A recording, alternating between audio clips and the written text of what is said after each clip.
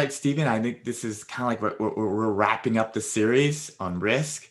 Thank you for all your like guidance and perspectives you've been getting from everybody, from the Carrie Tant in there, um, and also, for people to know that Steven's been doing this for a while. They've just been doing it internally, helping our interns and us like learn different concepts. So now we were just sharing Steven out to you, giving you guys some love for this month.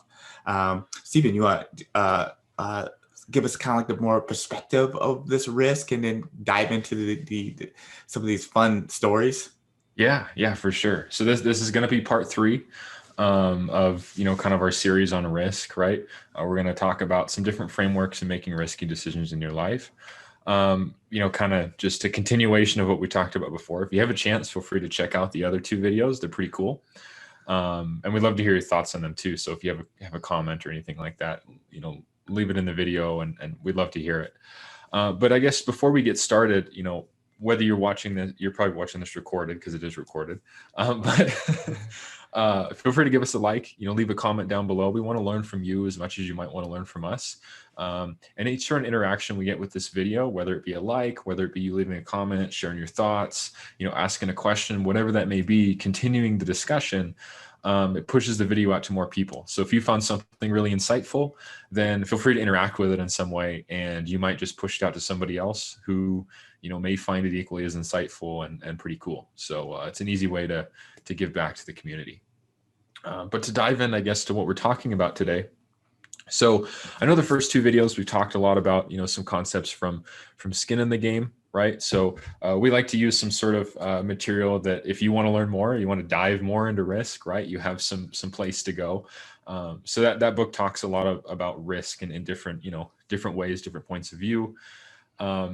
Not all of it is business related, but some of it is business, entrepreneurship, things like that. And so a lot of it doesn't necessarily, the topics we're covering today are kind of a continuation of some of that stuff.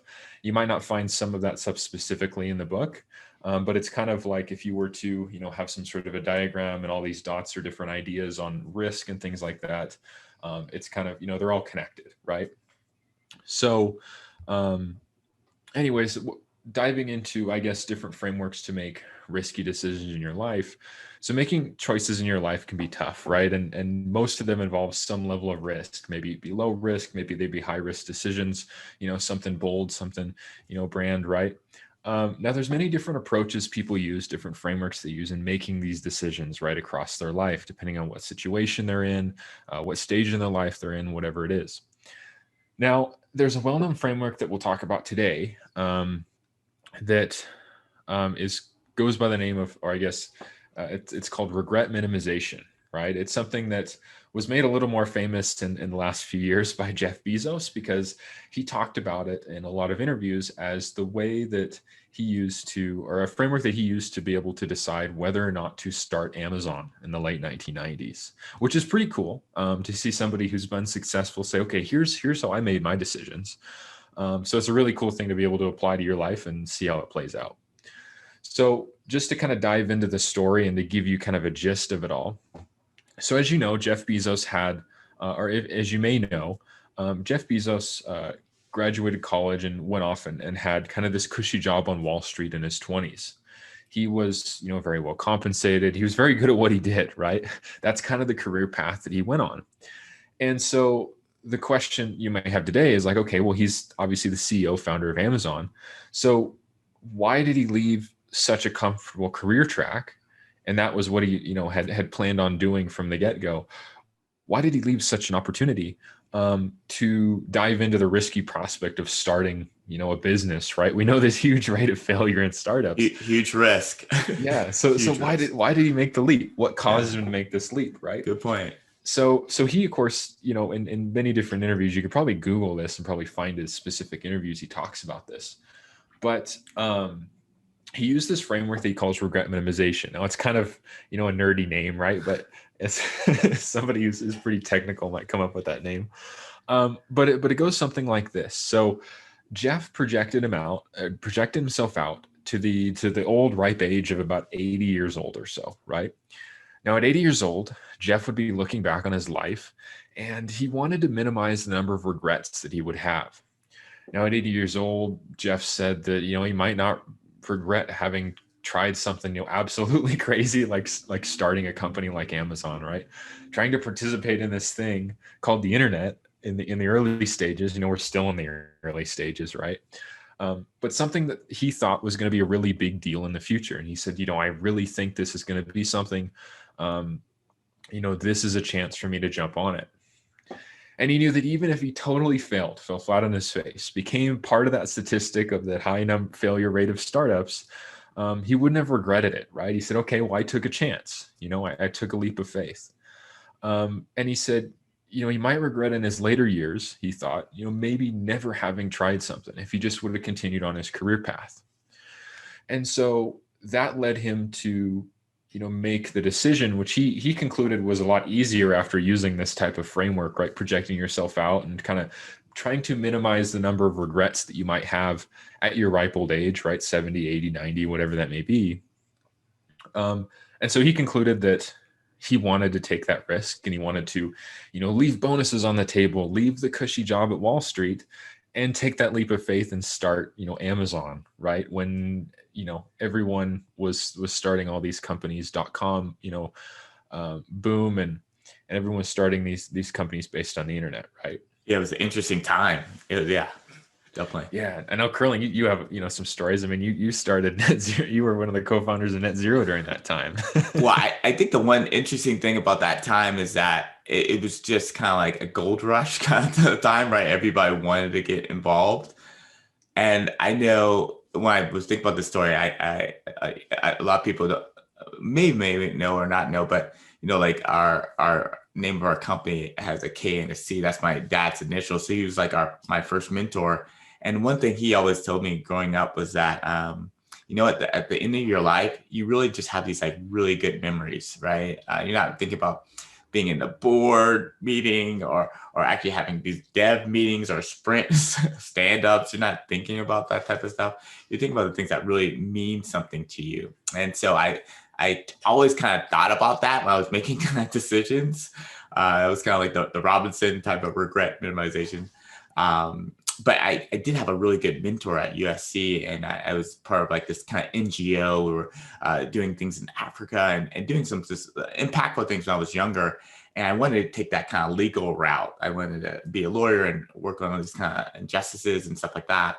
And my mentor was actually saying, and it's like before we're gonna go to Geneva and stuff, he was saying like, you know what, Colin, you have some great skills and technology, and that combined with your kind of thought on community, I really think you still should pursue technology. And it would crack me up. He said, we have a lot of lawyers, but we don't have a lot of people with like your skill set and with your kind of like thought process on community and stuff like that.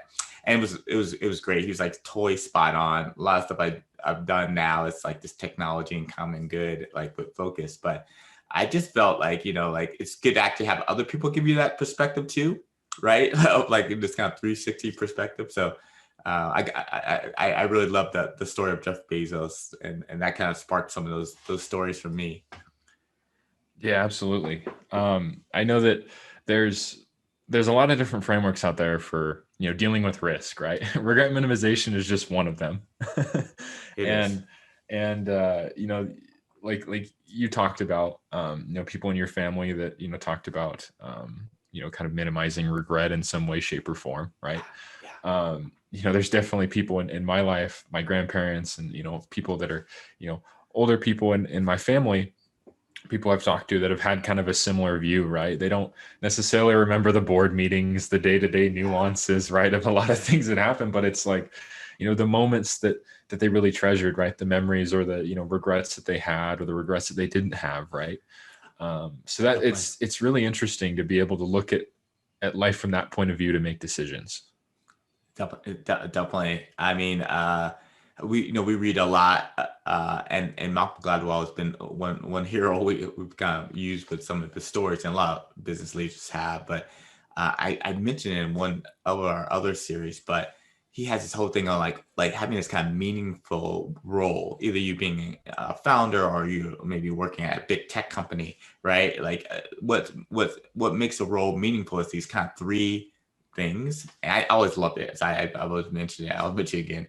But the first one is actually having this kind of autonomy. Meaning that in some ways that you have this agency to work on things that you want to work on, right? Or that at least you're putting like in some ways you're not being micromanaged, right? You actually are learning things and understanding things, and it's becoming something that is kind of like your baby, right? The second thing you need to have is this complexity. Like startups have a lot of complexity, so I would say like startups have a lot of complexity. But he actually had a little story in there, this little analog about saying that one, if you got paid 100K to be a toll booth operator or 80K to work at a lab, a research lab, most people would pick the lab because there's complexity there. Every day you'll have something new. There's something that might be some challenges there, right? So definitely having that complexity. But the last thing is having it being a meaningful. And the way you kind of describe being meaningful is that like your effort that you do, that everything you do at least benefits either the company or maybe the community or yourself. So that having something meaningful in your life that way, even as it's tied to your job or work, that helps out a lot. So it's just another lens that perspective, Stephen, on this whole risk and how you can kind of think about that. Yeah, and definitely, we have thought leaders like Malcolm Gladwell, Jeff Bezos, people that are pretty notable, right? Or people that you might know in your family, right? Somebody you look up to, your parent or grandparent or whatever that may be. It's really interesting to be able to take different pearls of wisdom, right? Ways that they make decisions involving risk, whether it be regret minimization or whether it be, the three, facets you mentioned with Malcolm Gladwell or something else, right? And to be able to apply that in your own life and see, okay, well, how does that play with who I am, what I want, and what direction, I'm going, right? Definitely. And I'm so glad that you kind of brought this series to everyone because it's a perfect time during this time about climate and things of nature to actually take some risk, right? I think you even mentioned that. I don't know how you maybe you mentioned it in a way, but I've heard about it in a way that like life changes so much. It's risky not to take risks, right? So but even during this time. So any final thoughts, Stephen, on the topic? Yeah. Yeah, a few final thoughts. Like you mentioned, sometimes the biggest risk is not taking any risk at all, Yeah, right? yeah. Totally. But just something to think about, Kurling and I, of course, talk about, these different frameworks and different ways that when we make decisions, or we've heard people make decisions involving risk in their life. And everyone's ultimately different, right? The conclusions that you might come to by using the same regret minimization framework as Jeff Bezos or the same framework as Malcolm Gladwell may be totally different than they would have come up with, right? You might be in the same position as Jeff was, in his 20s with this career Wall Street and things like that, and having a chance at, starting something like Amazon. And, it may mean more to you to, you might look at and use the regret minimization and say, I'm going to have bigger regret not continuing on and pursuing, my potential in Wall Street or in my career path or whatever, right? Versus, this opportunity, this risky opportunity in Amazon, right? So it's different for everyone. Not everyone's going to make the same decision, right? And personal decisions like these are something that nobody else, ultimately can make for you, right? They're yours and yours alone to kind of reconcile. We're all on this wonderful journey called life, Yeah. and thankfully we all get to be on this journey, with each other, right? But we're all ultimately on our own individual journey, and sometimes it takes us to be able to look internally, have that introspective look and say, okay, what does it mean? What does this decision involving some level of risk in your life, what does it mean to you? And what matters most to you? Because ultimately you've got to make it for yourself and live with the consequences of whatever decision you have to make, right? That's great. That's great. And thanks for bringing this topic, giving it more visibility. Definitely appreciate that. Thanks, Stephen. Yeah. Thank you for having me. Just to kind of echo some stuff from the beginning. If you have a chance, feel free to give us a like. leave a comment down below.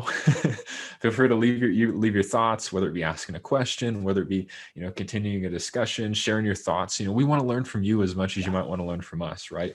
Like Kurling mentioned, this is kind of this culture of learning we have with Fokcus, and we love to be able to share that not only with our internal team, but also be able to learn from everyone, outside of our internal team, right?